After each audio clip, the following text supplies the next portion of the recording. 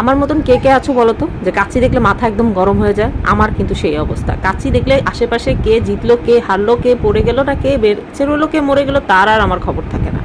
ঠিক এমনটাই হয়েছে এই ভিডিওটা করার সময়। কাচ্চিটা শেয়ার করবো তোমাদের সাথে ভেবেছিলাম, আর আমি ঠিক ওই স্টিলের প্লেট নিয়ে বসে পড়েছি কাচ্চি খেতে। মাঝখানে গিয়ে মনে হলো, কিরে আমি না ভিডিও করার জন্য কাচ্চি আনলাম, যেহেতু আমার কাচ্চি খাওয়া মানা, তারপরেও কাচ্চি নিয়ে বসেছি তোমাদের সাথে শেয়ার করবো আর জিব্বাকে একটুখানি স্বাদ দিব।